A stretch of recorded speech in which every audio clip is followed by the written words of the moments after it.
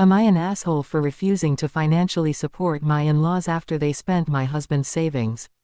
My husband, 31M, and I, 27F, have been married for 5 years. He's always been extremely close to his family, who've had financial issues for as long as I've known them.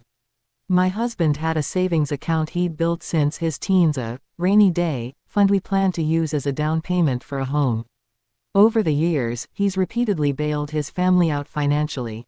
While it made me uncomfortable, I bit my tongue because it was his money and I didn't want to come between him and his family. Recently, I found out that his family drained his account without his permission.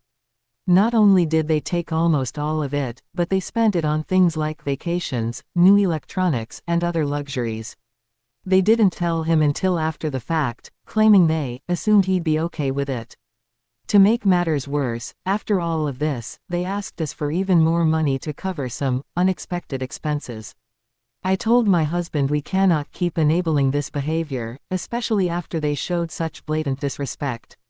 I don't want our financial future ruined over his family's poor decisions. He, however, feels guilty and says that if we don't help them, they'll be left struggling. He accused me of trying to cut him off from his family and says I'm being cold-hearted and putting money over people. Meanwhile, I feel betrayed that he can't see how wrong it was for them to secretly spend his savings.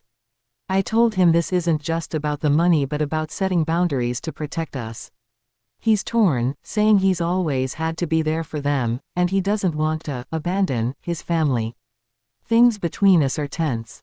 I feel like if we give in now, this will be a never-ending cycle, and we'll never be able to move forward with our own goals.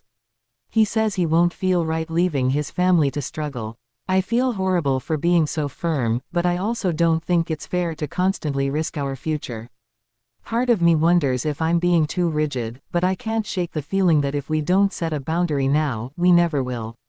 So, am I an asshole for refusing to support his family financially after they wiped out his life savings without his consent?